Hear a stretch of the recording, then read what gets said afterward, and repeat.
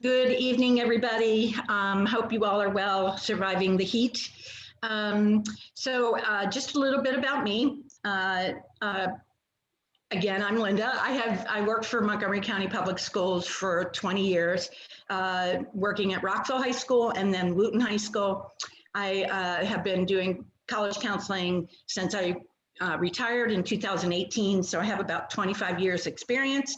And before that, I was a reader for Clemson University, and I was on the several colleges admissions boards for high school counselors. So just a little bit about me. So really, let's dig into the information. And hopefully I can answer all of your questions and kind of tell you where we are. So for those of you that have been to college, you probably know there's a variety, but liberal arts colleges there's almost 58% of our CEOs in the United States attended a liberal arts college. They tend to be smaller. They tend to have a deeper variety of classes they offer for English, social studies, science, and math. But they all have four-year programs. Some of them do have master's programs, but majority of them are four-year schools, which means they don't have a lot of graduate students on campus and very few teaching assistants. So that makes a liberal arts college kind of special. The students really get to know their professors, and it's a totally different environment and college experience than a big school. And then you have universities, and every university will have the students be involved in research or know about research. It's kind of one of their requirements.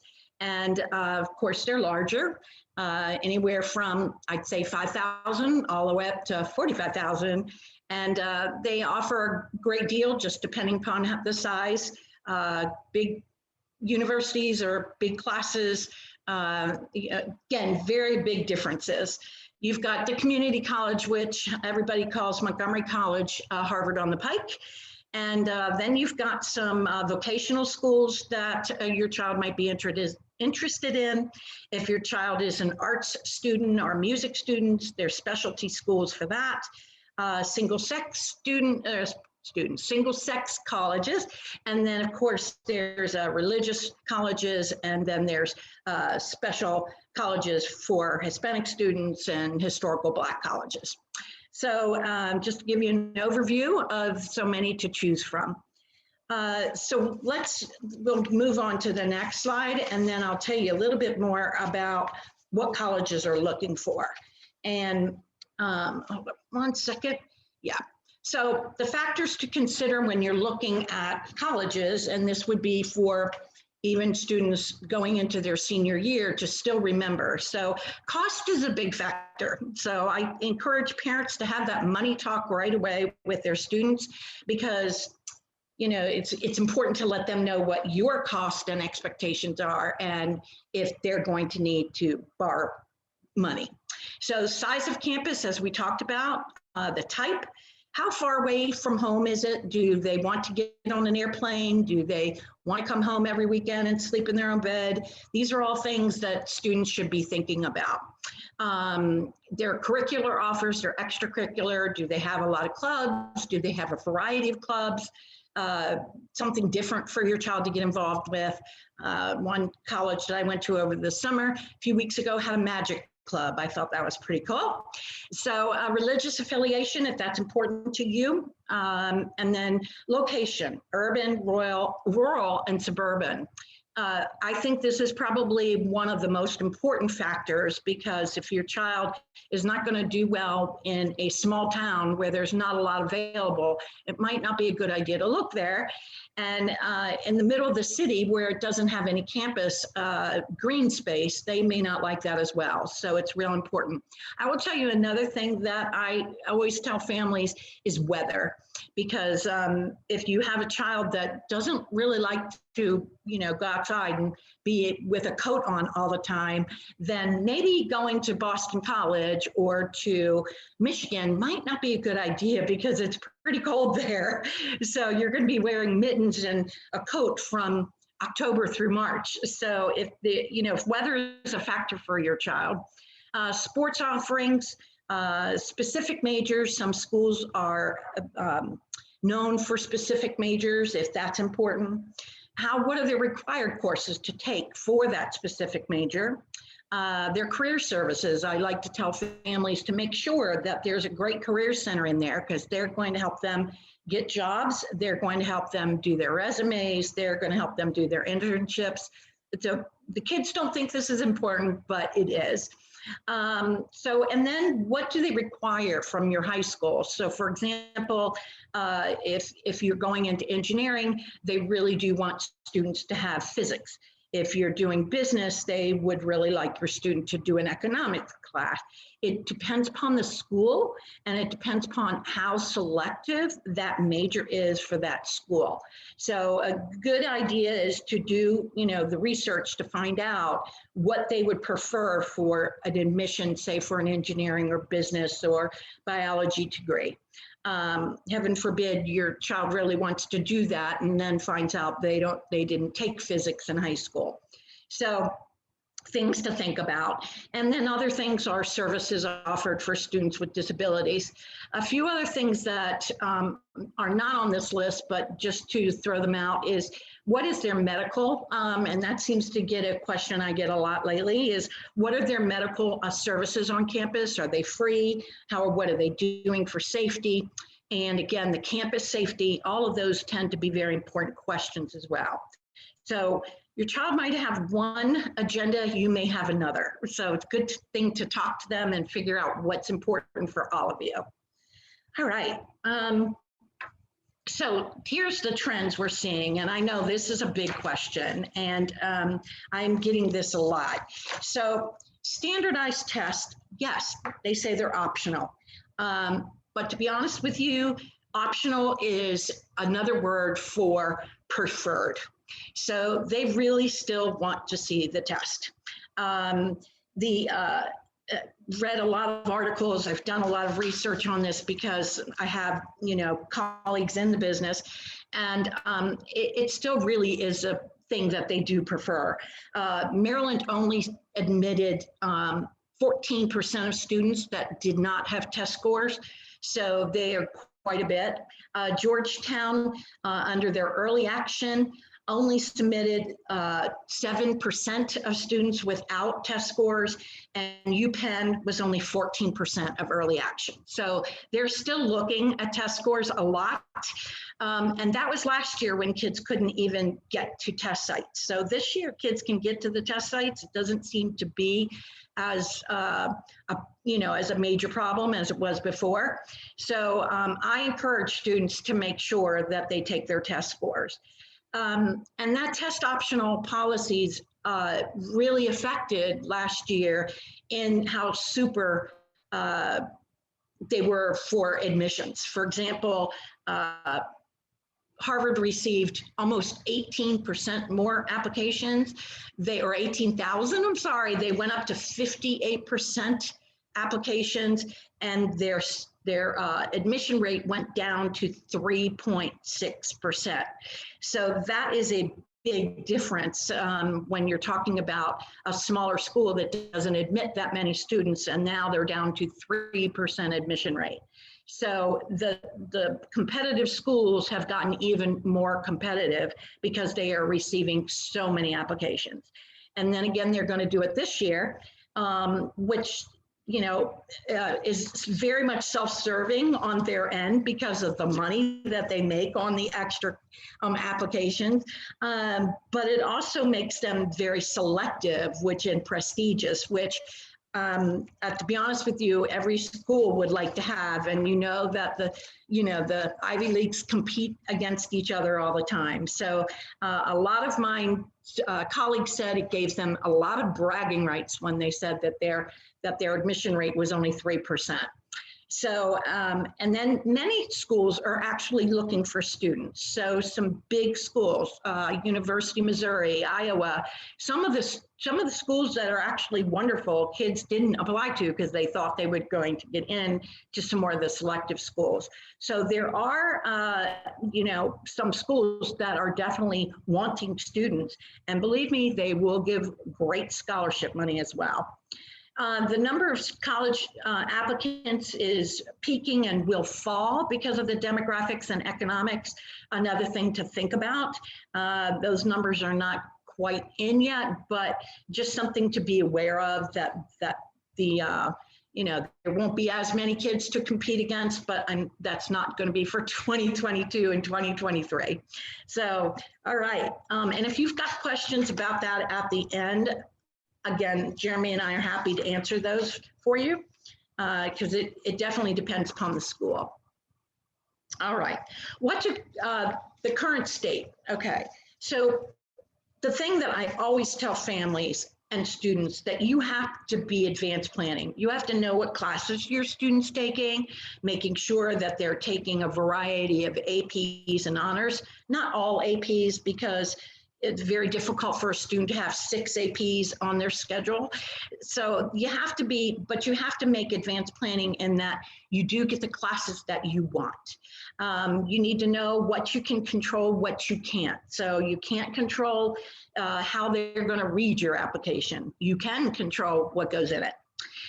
First impressions are very important. So when they open that application, they want to see every line filled out. They want to see that the spelling is correct. They want to see the activities. They want to see the depth of the activities, and the interesting things about the activities. Not that I'm in the SGA and I attend meetings every week. They're looking for more information about what you're doing in the SGA and how you're doing it. They want grit. They want creativity. They want,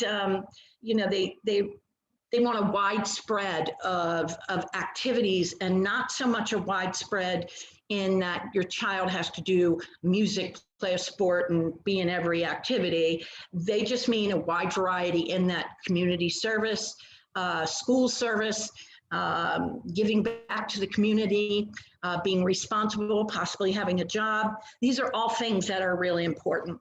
The other thing that you want to tell your child, whether they're in their senior year or even in their junior year, especially if they're in their senior year, they want to open emails from schools, especially the ones that they have applied to, because if they open those emails, it shows the school that they have interest in them.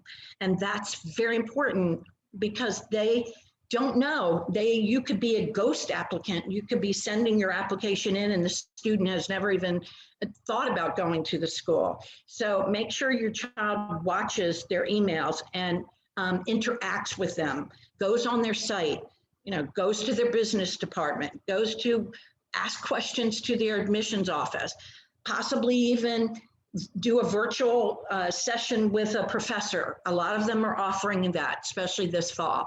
So it's real important to let them know that you're interested. And if your child's a junior, same thing. They should be looking at colleges that they might be interested in and seeing how they can interact. And it just gives your child an advantage point when a college knows that they're interested. So college admissions process is always a black box. It always is. You just don't know what they want. But the best thing to do, because you're never going to know what the agenda is for that specific school. They may have an agenda that they need to have more students in a specific major, and that's what they're going to look for. Or they may have a need for diversity, vegans or whatever. You don't know what's on their bucket list, because every school has one. When I worked at Clemson, we were given agendas and said, look for this type of student. So you will never know what the college wants, but there are things to do that will make your child a solid candidate for that school. And we'll talk about those as well. All right, so so again, what are the colleges wanting? They want a rigorous course load. The transcript is absolutely critical. They are looking for if you have classes from 7th and 8th grade, they're looking at 9th, 10th, 11th, and they're looking at the classes that they're in for their senior year. So the kids think senior year is not important. It is. So they are looking for, again, they don't want you to take every AP the school offers, but they're looking at, if you're interested in business, they would look for an economics class. If you love English, they would want to see an AP English Lang or an AP English Literature. Those are things that to think about what your child is going to excel in. It's no sense to put them in an AP music theory class if they've never been exposed to music before, because they probably won't do well. So the grades need to be consistent, and every year they probably need to go up a little bit. I'm happy to look at anybody's transcript or answer questions about it, but I will tell you that is the first thing that they're going to look at. So the other thing is their standardized test scores, and we just talked about that. It's important. It still is very important. Really, they need to change it from test optional to test preferred. So that's really what it is. Some schools are test blind, and if they are test blind, that means they will not look at it, and no need to send them a score report. But the majority of the schools are still calling themselves optional. So extracurricular activities, we talked about them a moment ago. You need to be passionate about them. That means consistency. Have they done them for all 4 years? Have they played a sport since they've been 5? Are they in a club every year? Or are they, make sure your child isn't doing the club, then dropping and then doing another club, because that shows, it doesn't show a consistency of what a college is looking for. So be passionate about it. Do something creative with whatever extracurricular. It's not a matter of how many, it's a matter of how long they do it and what it serves and how well what they're getting out of it as well. Extracurricular activities build character, and believe it or not, that's the first thing that I looked for when I was doing applications, reading applications, was their character. What type of student were they? What kind of activities did they do? And extracurriculars build that character. So essays. Obviously, every college requires an essay, because if they accept the common application or the coalition application, they have an essay on there. So your child's going to be doing the essay. The essay is a story. So it really is a story. Essay to an English teacher is not the same as an essay to a college application recruiter. So that's something to think about. And there's a lot of information out there on essays. I could talk about this subject forever. They're essential. They really tell the college who you are without a laundry list of what you are. There are some schools that require 3 and 4 essays. Many schools will have an essay, why do you want to come here? What are you going to do when you get on campus? What do you want to major in? So there are a variety of long essays and short essays, and it depends upon the school. Recommendation letters. Every high school counselor must write a recommendation for your child, and it will be sent. So it's an automatic thing that MCPS makes their counselors do, and it will be sent. So that's one thing. The recommendation letters from the teachers are important in that they should be from a teacher that your student has interacted with, has done well in their class, who knows them. A teacher who gets their homework back on time. You want a teacher that's going to be proactive with the letters and do a good job. So this is something that your child should be aware of. So again, I've talked about character a lot, and I will tell you that it's important. That's how the way I can say it is. It brings a different light to a college about what kind of character your child's going to bring on there. And again, if you've got questions about that, you just let me know. All right, I think we're getting into courses. Yes. So AP versus honors versus regular. Obviously, challenging classes is what you want to maintain. However, if you're in an AP class and they're getting a C, probably not a good idea, because it probably means they're not ready for that class. So if your child obtained a C in pre-calculus and the school is saying, oh, you should take AB or BC calculus, it's probably not a good idea because they might not do as well on that AP as they thought they were. So if you're going to be in an AP class, they need to maintain those strong A and B grades. If they're going to be in an honors, the same thing. They want an A or B. Now, let's say that your child has a C their first semester, okay, but their first marking period, and then the second marking period they bring it up to a B. Or again, they have a C and for the first semester, but then the second semester, and we're talking about junior year here, and the second semester they bring it up to an A. Well, that shows improvement and that shows that the student cared about their grade and they're bringing them up. But once they're a senior, those grades, or once the junior year is over, they're over. There's nothing they can do to maintain it. But seniors in high school might not think that those grades are important for applying to colleges. However, they are. Some schools will come back and ask for a first quarter report card. A lot of schools will ask for a first semester report card. So again, if they're maintaining a C in an AP class, it's not going to look very good for them because maybe they might not have taken it. So honors versus regular, there are so many high schools in Montgomery County that don't even offer regular classes for certain subjects. So something to think about. Private schools are very different in what they offer. Some don't differentiate between an honors and a regular, and that's what it looks like on their transcript as well.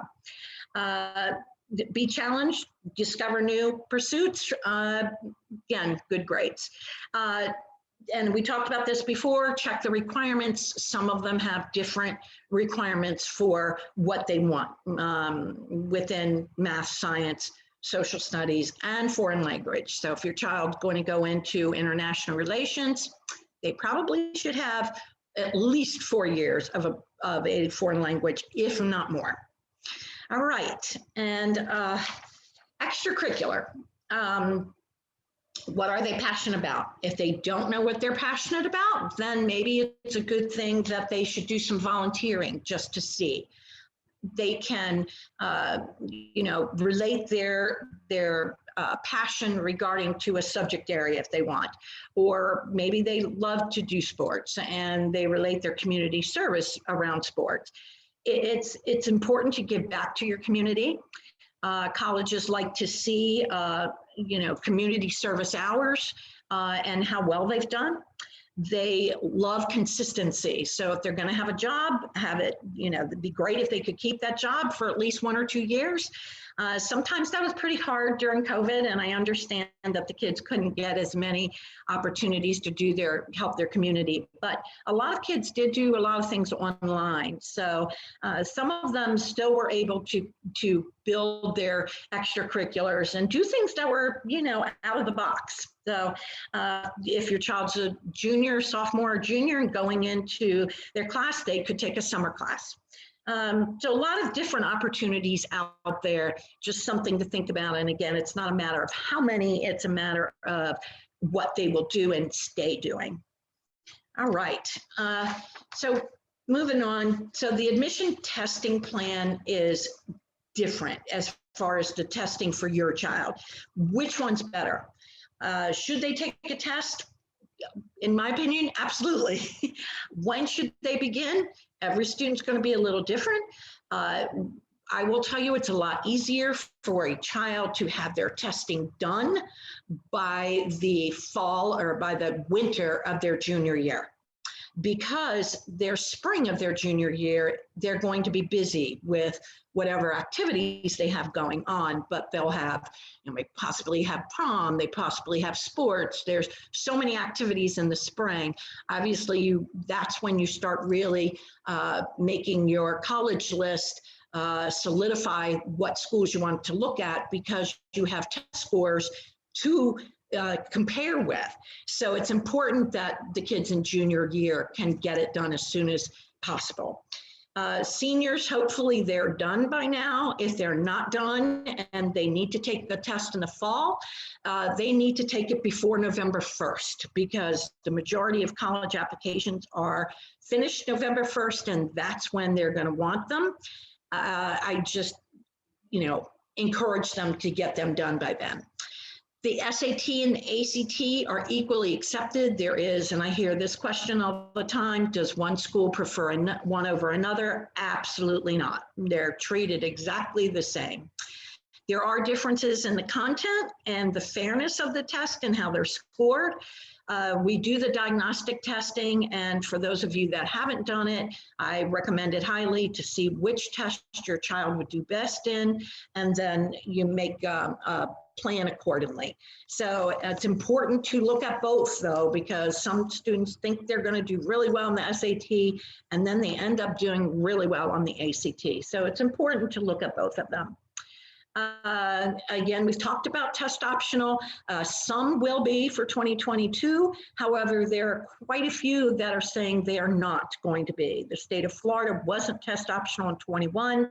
They're not going to be for 2022. There are a lot of schools that were, and there are a lot of schools that are not going to be. So it's a great idea if your child is a senior to make sure they know what the school is doing. And if they're not wanting an SAT or an ACT, are they looking for another test? Are they wanting the students to submit a writing sample? I found that a lot last year, that if the kids did not submit a test score, they gave them extra essays to do.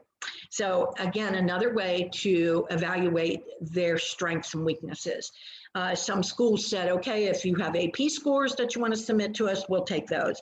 So you need to ask those questions, and especially about the essay, because that was a surprise to many students.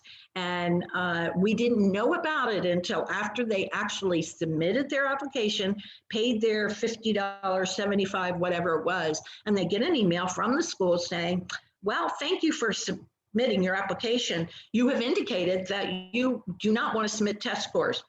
Here are the following prompts for essays that you must answer. Some of them were, 600 and 700 words. So something to think about if they are going test optional. All right. So what types of applications are there? So there is the common application and the coalition application. The common application is more common than the coalition. Coalition is a harder application to complete. I always tell families and students, if the school accepts the common application, that's the one you want to use, because that will give your student more opportunity to explain their activities and what they've done, go into a little bit more detail regarding their honors. The coalition only allows so many activities. The common application allows 10. So there are some differences there. Again, the coalition is asking for every class you've taken and for every semester and every grade. The common application doesn't ask that for a variety of schools. So again, when I'm working with a student, I always say, we're going to go with the common application. Common application is recognized more than the coalition, and it's accepted by many more schools. So just something to think about. Every school accepts one of the other. Some schools have their own. Towson University has their own application. There are quite a few that still have their own, and they won't take anything but that. The California schools have their own application that they want. It's not on any, common or coalition. Texas schools also have their own, call it Apply Texas. So there are a variety application types there. I've been asked this question a lot about admission decision programs. There is single choice early action. Another word that you might hear is restrictive early action. And what this means is a private school, and this will only happen at a private school will say, well, thank you so much for applying to us early action, but we're restrictive. So Stanford does this, Vanderbilt does this, so quite a few schools. And they say, if you apply to us as early action, you cannot apply to any other private school early action. You wonder, how do they find out if the student actually did? And they do. And I will tell you, as a reader for Clemson, I found out quite a bit that people didn't think I knew about where kids were applying. And, so it's definitely something to think about, because if they're telling you it's single choice early action and that's what you're doing, that's what you follow the rule. Because if not, and they find out, believe me, it won't be good for your child. So have them follow those directions. For single choice early action, they can still apply to public schools early action or priority. Early action is becoming the thing that everybody's doing. Most of the early action deadlines are either October 15th or November 1st. So you apply early action and then you receive a decision probably by the end of December. Some are a little later than that, but majority of the kids will know pretty soon if they're going to get in. There are pros and there are cons to apply early action. So you need to ask the questions. How many do they admit under early action? What are they looking for early action? Are they the University of Georgia? They will tell you right away that early action, here's what they want. And if you don't have that, it's probably not a good idea to apply early action, because then they could flat out deny you or they could defer you. And when they defer you, they're going to want more information. So things to think about with early action. Sometimes it's great, sometimes it's not. Early decision, that is a binding contract. You as a parent have to sign a contract saying, yes, if my child's accepted, I will go. They will go no matter how much money it costs. So early decision is a huge commitment. And I tell students, if you absolutely love the school and that's the only school you will go to no matter what, then, and your family can afford it, then early decision might be the way to go. It might give you that advantage that you need. So there's a first round of early decision and a second round of early decision. Again, both binding. And majority of them, the early decision 1 is going to be November 1st. Early decision 2 could probably be January 1st, January 15th, some as well. Priority, Clemson is a priority school, meaning that everybody has to apply under priority if they want scholarship money. So if you don't want scholarship money, you can apply under the regular decision. But priority for some schools means that applicant gets priority over housing, over scholarships. And so if they have priority, that's a good way to do it. Rolling admissions. Rolling means just what it says. They roll them in and they roll them out. So they get the application, they make a decision, and your child knows right away. If they apply early, some students have applied when they're in my class and they've got everything done and they've submitted their applications first part of September. Some of these kids were getting back, admission decisions middle of September to the end of September. It's really a nice feeling when your child has gotten admitted to a school, because then the pressure gets off and the kids go, oh, well, at least I've got admitted somewhere. So a lot of kids like to do rolling admissions to schools. There are plenty of them. Pittsburgh is one that I know off the top of my head. So that's what rolling means. All right. Again, we'll answer any questions at the end for you. Okay. So here's your junior year timeline, and I apologize in advance because I don't know by looking at your name if your child is a junior or your child is a senior. So I'm just going to run through them. The junior year timeline, obviously the fall, good time, absolutely the best time to take your SAT or your ACT. I like to tell my juniors that this is a really great time to see who they are. Maybe they don't know what they want to major in.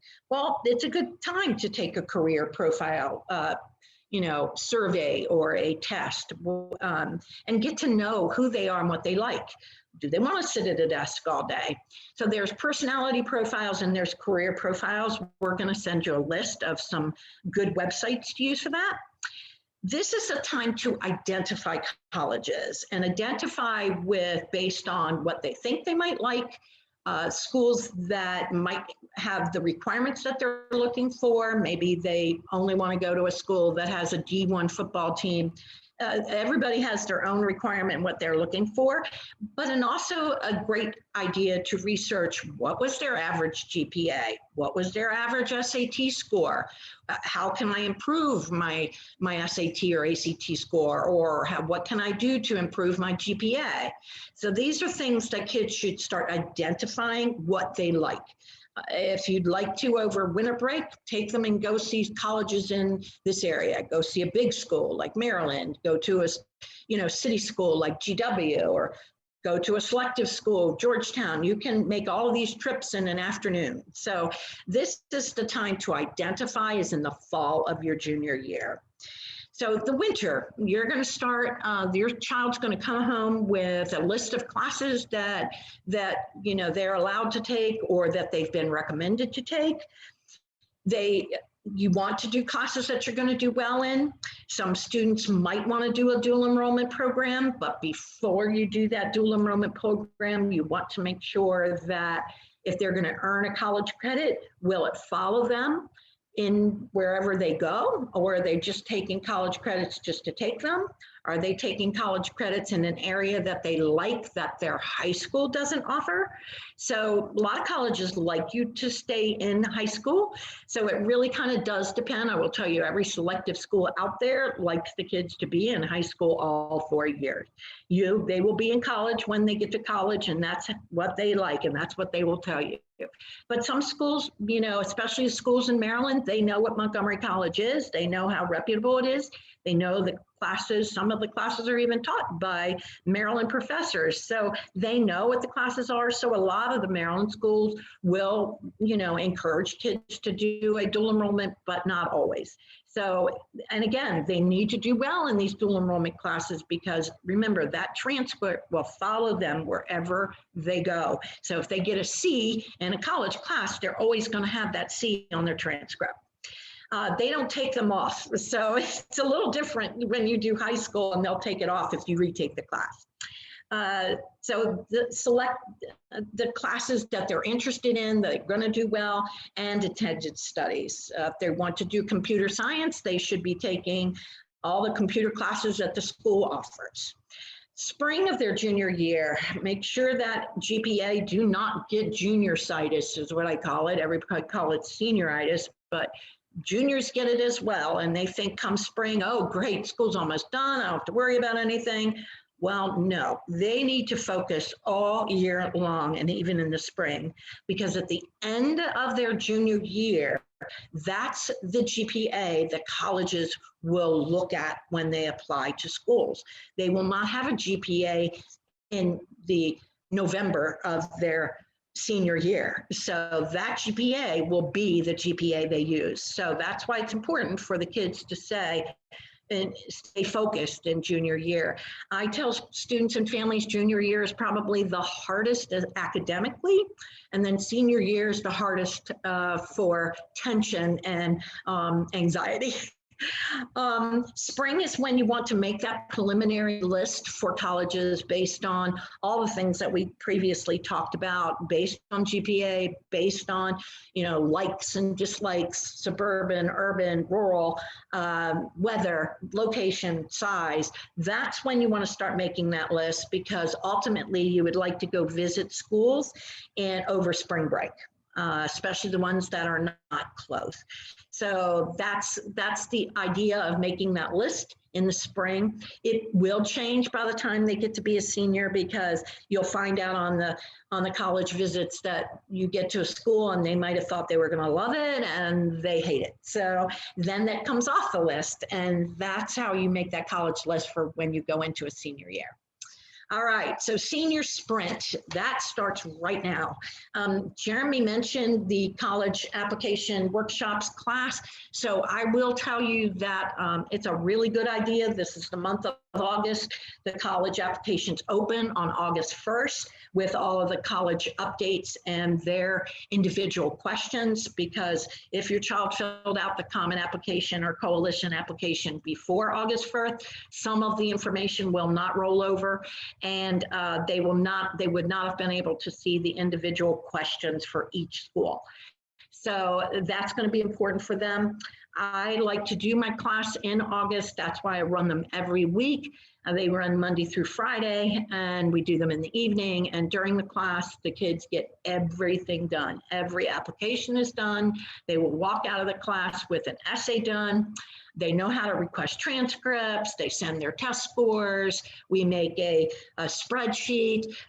There's a lot of things that we do during the class. But this is the time. So their testing must be done again by November 1, because if the scores, they're going to need those scores. So if they take it the end of October, they're going to have to let the college know that they're going to be sending in the scores, and they're not going to see their results. So they'll have to send them in without seeing those results. So if they can do it in August and first part of September, maybe the first part of October, that would be the best. Visits. Now, we talked about this a little while ago, but demonstrated interest with colleges is essential. They have no way of knowing if the student is really interested in their school or not. And how they know this is by you visiting. If there's not a actual tour going on, make sure you still go into the admissions office and get their name. Ask your son or your daughter to go into the admissions office and ask, who reads applications for the state of Maryland? Get their card, write them a note. Tell them, you know, I'm so interested in your school. Could you tell me more about, you know, this specific club, or how easy is it to be on the school newspaper? But be sure to ask them something. Don't ask them what's on the website. I used to get really frustrated when people would ask me questions and I'm like, it's on the front page of the website. So that's not something that's going to impress a college admission person when they ask questions that's very easy for them to find. So ask them something different. College visits at school, the seniors, it depends upon the school, but seniors are excused for college visits, and they should be proactive and go to them, especially if they have not been on that campus. So they need to go to the college visit in school. If the school is doing a virtual session, then do the virtual session.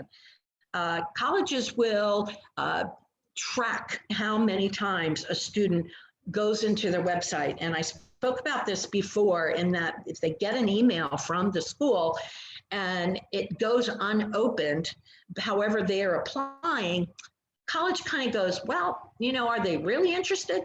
So they need to open that email. They need to interact with the website. Don't just open it and close it. They need to go to a link inside, you know, when they open it. So they're going to get an email talking about special opportunities at their school. Well, you know, your son or daughter might say, well, I don't care about those opportunities. Well, pick one. It doesn't matter. Pick it and go look at it. So, because the more demonstrated interest, the more important that's going to be. And here's the thing.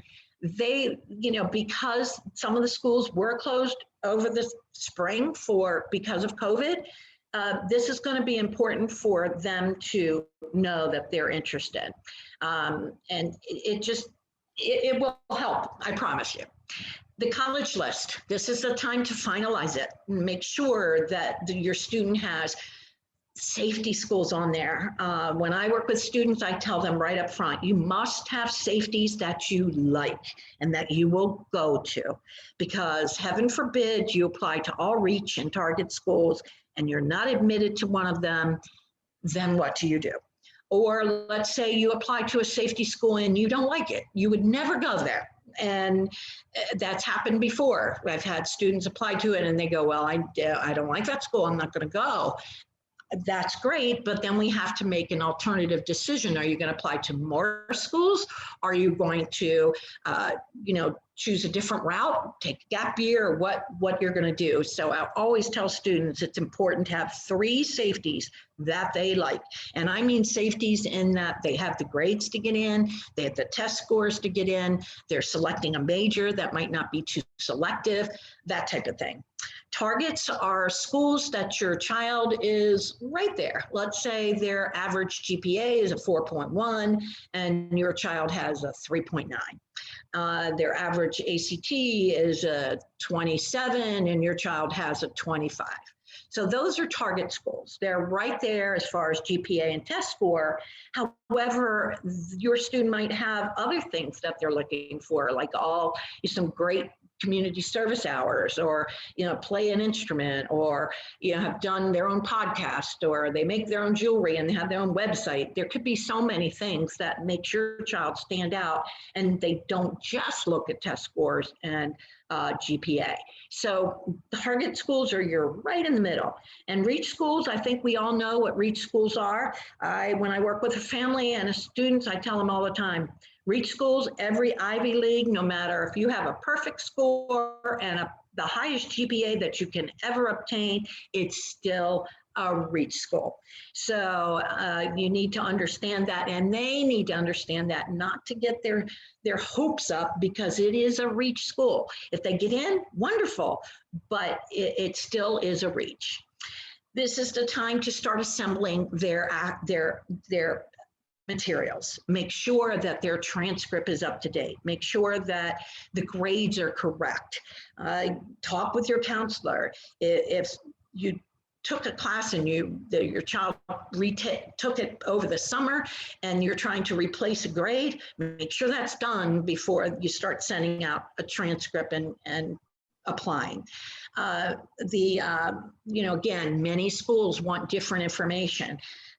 Some of these schools want something called a self-report academic record, which is, again, that transcript's going to be critical, and a transcript, an unofficial transcript that shows all classes and all grades from middle school through your high school. This is the type of thing to start organizing now, because when school starts, they're going to be pretty busy. And this year, I think your child is going to find that things are going to be very different for them academically. I have a lot of friends of mine who are teachers, and all of them say they're in for a rude awakening. So just so your senior knows, they're going to be busy when school starts. It's a good idea to start early. They want to perfect that story, make sure that story is who they are. They want to be genuine. They want to, again, when we work with students on their essays, we really work hard to make sure during the class, I spend the whole entire class, we read essays, we read good essays, we read bad essays, and we really get to see exactly what colleges want. Organization, keep a tracking sheet of when the due dates are, what the school requirements are, because every one of them are going to be a little different. And having a tracking sheet, knowing where they're applying, what they're doing is great. I've been doing this for a long time. And when I first started 25 years ago, Excel wasn't as easy for students and families to do. So I can remember having it on this big legal sheet of paper of all these handwritten things that the kids were doing. But now we're lucky you have a tracking sheet, and they're pretty easy to make. And but there's a lot of information on there that should be. Transcripts and recommendations. Every school's going to have their different directions on there and what they're going to do. Some schools won't even allow the student to request a transcript until the middle of September. So that's something that your child should find out from their counselor.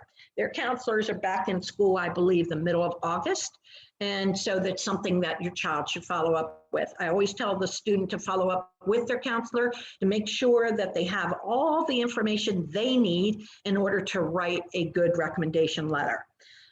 They should have asked for that information back at the end of their junior year, but if they did not, it's time for your child to reach out to their counselor and say, I just want to catch you up on a few things that I did over the summer, or I might not have mentioned this.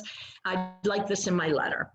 So the school's going to have their directions. So it's important, if they have a senior parent night, you should probably go to hear how your child requests those transcripts, because this is going to be vital. If the college application the school doesn't receive the transcript, well, it doesn't matter how great the application is, they're going to need that transcript. and the letters of recommendation. I know many students have asked teachers in the spring to write their letters of recommendation. However, they need to follow up with them in the fall, and the teachers are not there yet, so they're probably not reading email. So when school starts in the fall, they need to go see this teacher in person and make sure that they know that they're writing their recommendation letter. Some students may have asked a teacher in their junior year to write it, and now that teacher no longer works at that school, and it might be impossible for the child to get that letter. Things, that it just really depends. So again, all of these little things are things to think about now. Okay, all right. What is inside that application? I like for people to know this because sometimes they don't. So their student personal information, obviously their name, their address, how old they are, things like that. Their parental information. So where did you go to college? What's your occupation? They ask for financial information. They will, they want all this. They want to even know. I think this year they're not asking for sibling information. However, I believe that the coalition still is. So there's a lot that they do want. They're going to want their current high school information. They're going to want what their current classes are. So if your child is going to change a class, make sure they get that done and on their transcript before they send any applications, because it needs to match. They're going to want their weighted GPA. They're going to want to know how many students are in their senior class. They're going to want to know what their weighting scale is, if we're a 4.0 or a 5.0, and every school is a little different with that. They want to know the honors that your child has, that your student has accomplished. Maybe they have the certificate of meritorious service for over 260 hours. Maybe they have an honor that they were a scholar athlete, or maybe they were on the academic honor roll, or maybe they have won a specific, award from, many different things. Maybe they're, one MVP player. There's a lot of different awards out there, and that is an honor. And so many kids, I can't tell you how many, they go, I don't have any honors. And then when I sit down and talk to them, we go, oh, that's an honor. Oh, okay. The kids don't realize there are things called AP Scholar Awards. So there's a lot of honors that, that the kids should realize that they can put on their application. They're going to want the common application allows for 10. If your student has more than 10, then they should pick the ones that they've been involved in the most and have the most to talk about, because the activities ask for details. Another area that I see kids, they don't put the details in there. They'll just put, I'm part of the debate team. We meet 3 times a week and we debate different subjects. We can expand on that, and they should. That's how I make their application shine, as I like to say it. All right, their essays. One essay is mandatory. They might have others. They read that letter of recommendation from the counselor and from the teacher. There's something called a secondary school report that your child will not be required to fill out, but the secondary school report asks the high school again to verify how many students are in their class, and they ask for what the highest GPA is out of those 500 kids. So they do know what the highest GPA is. They don't rank, and we don't rank, but that secondary school report puts the highest GPA that a student can earn. The application asks for their test scores.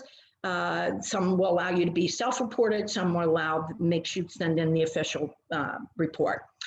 Again, every school, there isn't a school out there that does not have individual questions based on what major you want to do, based on what activities you want to pursue.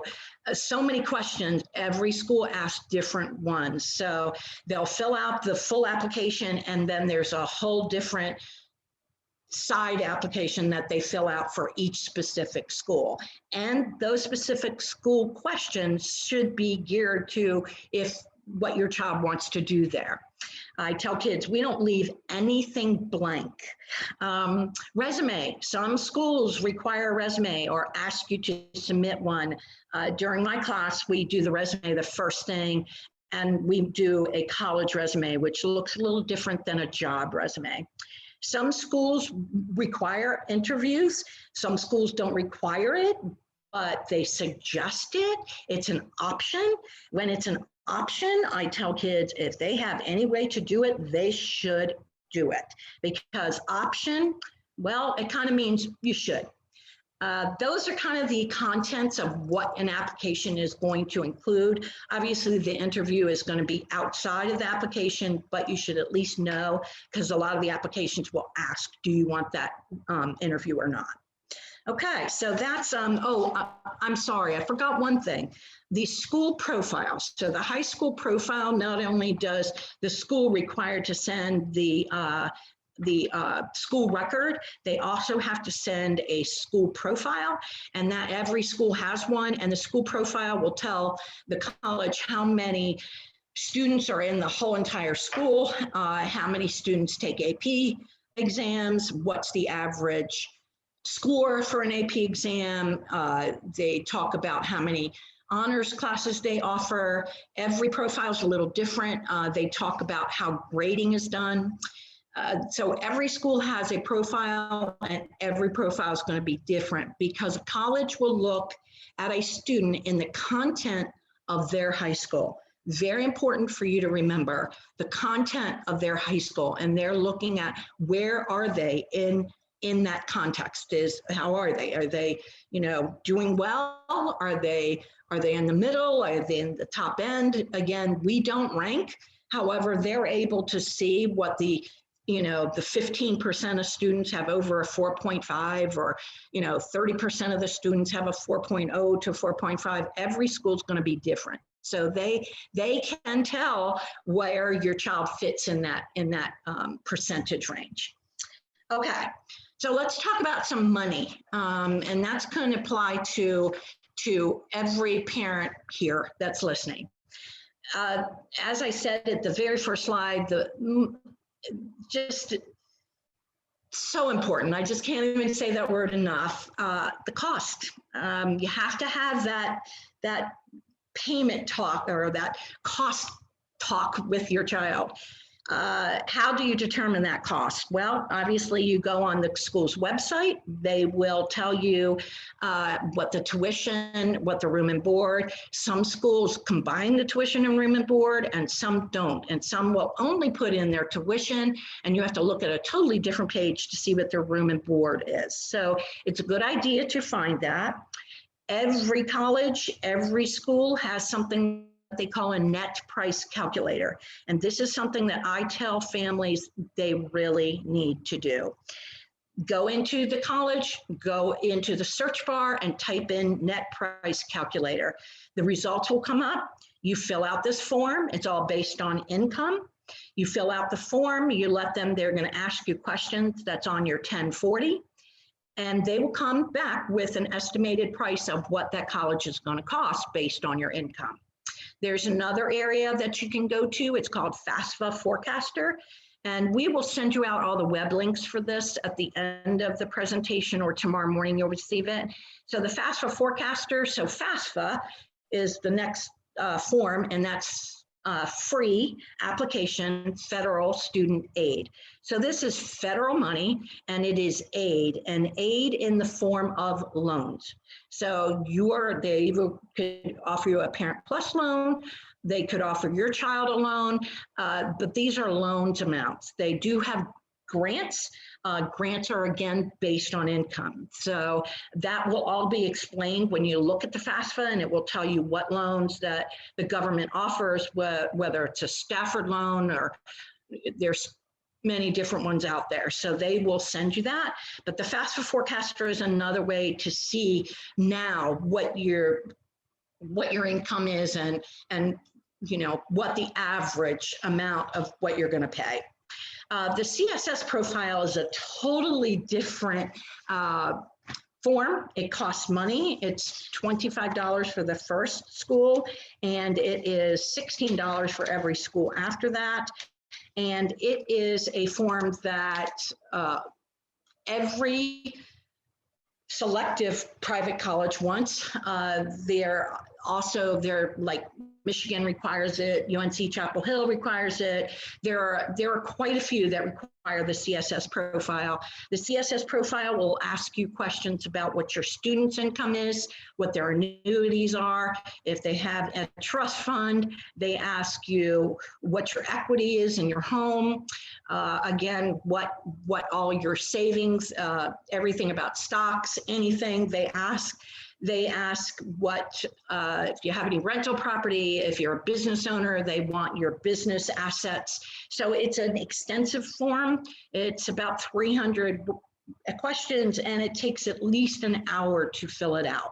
So if your child is going to apply to a selective school and their financial requirement is that CSS profile, you might want to print that form and then start collecting some of that information now, because it's definitely an extensive form. The FAFSA is not. The FAFSA is pretty easy. Again, it's based all on your adjusted gross income, and your adjusted gross income is on your 1040. Scholarships. Okay, this is a great topic because there are many.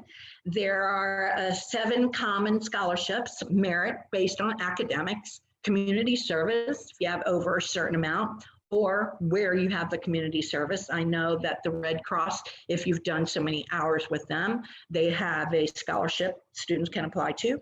They have athletic scholarships, hobbies, extracurricular activities. There are a lot of, like the Lions Club offers them, and Key Club, and there's definitely some scholarships for extracurricular activities. Specific majors, so if your child is really interested in computer science, that's a good one. They can go to the Association of Computer Engineers. There's many different ones that you can look at. There are some specific scholarships for business majors, but there's a lot out there, so you just have to search for them. Talent, they look for talent. They could get a scholarship based on voice or dance. Their employer might have one, believe it or not. Chick-fil-A has some great scholarships for their employees. Your employment might have some. I know that, what's the name of it? It'll come to me. I'm sorry, I can't remember, but there's a lot of employers in the area that do have scholarships for their children. Military scholarships, ROTC, are full rides. So if your child is interested in that area, we had 2 students last year that got full ride ROTC scholarships, not paying a penny. That would be nice. So there are schools that do not offer any scholarships whatsoever. It is based on need, and those schools are going to be called need aware, need blind, and based on need. So again, it's all based on how much money you as your parent is going to need to set them to college. The Ivy Leagues and selective schools, it would be very difficult for them to give out merit scholarships because every student would win one. Some schools have specific scholarships, like a presidential scholarship or a delegate or things like that, that the student would fill out a specific application for and be nominated for. So those are applications to watch out for. The Jefferson Scholarship for UVA is one. Emory has one that kids have to be nominated for. There are a few, and the high school should be sending out emails to the kids to let them know that if they want to be nominated for a specific scholarship, they need to go in and talk to their counselor. So easy to find. If you want to know if a college has specific scholarships at their school, which are based on merit, all you have to do is go to Google and type it in. So if you typed in University of Maryland merit scholarships, their whole list would come up and tell you what they offer and how much they are. If you type in Princeton University scholarships, you're not going to see any. So they will come back and say, here's a list of scholarships that you can look for privately, but they don't have any there. There's a lot to go into finances and scholarships. I've done a lot with it, done a lot of presentations on it. So as something, if you have questions, be sure to ask. There is something else called the Academic Common Market, and that is only for in state of Maryland, and is for students that want to have a specific major that the state of Maryland doesn't offer. So the state of Maryland doesn't offer interior design. So you could go to a school that participates within this academic common market that for interior design. You would pay in-state tuition for whatever state it is. So if it's Tennessee, you would pay in-state tuition for Tennessee students. Could save you quite a bit of money. They are specific majors, and once your child is there, they need to stay in that major. So it's something that they need to know and they would need to want. Some of them have great programs, and that's what they specialize in. So it's a great opportunity. You need to look soon because the Academic Common Market is starting in January of 2022. It's going to change some of the majors that they have. So it would be a good idea to look at that. And on the sheet that we're going to send to you will be that link to find it. But again, it's specific majors. It's not journalism or engineering or computers. It's very selective.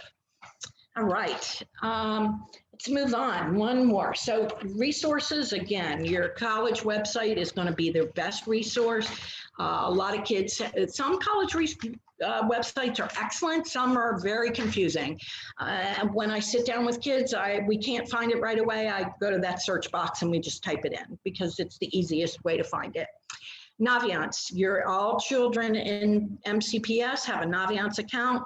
They need to use it. It is the content of their high school. So this Naviance account for Quince Orchard is going to be different than the Naviance account in Northwestern or QO or wherever they are. So they need to look at that Naviance to see how many students applied from their school, how many were admitted from their school, what was the average GPA that was admitted. Naviance has it all, and it's important. Some of the kids that I work with, they're like, yeah, I don't look at it very much. I'm like, well, you need to. So even when they're in junior year, it is the program that MCPS uses. The net price calculator, again, on every college website, FAFSA forecaster. Maryland Higher Education Commission has a lot of grants, has a lot of scholarship information, but that's also where you're going to find the academic common market. Scholarship search webs, my favorite is FastWeb. It is concise, it's consistent, it doesn't have a lot of spam, which some scholarships are full of spam. They want you to sign up, and then your child will get bombarded with emails to say, sign up for our trash company or whatever. I'm using a weird example, but there are plenty of scams out there. But FastWeb really is very good and very reliable for not doing that. So there's just a few resources that I like to highlight, and then we will send out a list of websites that could possibly help you as well. All right, Jeremy, I think, okay, so here's the secrets. As I told you, some of them, it is a black box. The thing that kids want to remember is that schools are looking for real, genuine students. They want your child to tell who they are and how they would be a wonderful student on that campus. Personalizing that application is so important to do. Some things to you might not seem important, some definitely to the kids. They have no idea what's important, and that's why you want their application to stand out. Seek the opportunities to demonstrate that interest. We talked about that before. And again, have the stars, reach for the great schools, but they also have to have a backup plan. I like to tell parents, please have fun with this. When you go on college campuses, let the kids explore, have fun with it. It's a stressful time. It is an anxiety time. I know when I was a parent and I did this, I was a college counselor and I was probably the worst. I'm sure my daughter, by the time we got done with it, she was ready to go to college because I was on her every 5 minutes. And she basically, by the end of application time, she would come home and go, I'm not talking to you, and go to her room. So it is a stressful time. Try to have fun, try to eliminate some of that stress for them. I tell families, another thing I always tell them is set a day to talk about it, and just tell your child, okay, on Sunday afternoon, we're going to check in to see where are you with the college process. And that kind of gives your child like, okay, where I need to have this information ready for mom and dad. And they're not hit with it every day at dinner or every day when they get out of school. There's a lot of components to the applications, and it is somewhat confusing at times. So your child may not have the answer, and sometimes parents do need to step in. But well, college will tell you, we don't want to hear from the parent regarding your application. We want to hear from the child that applied to us. So keep that in mind. All right,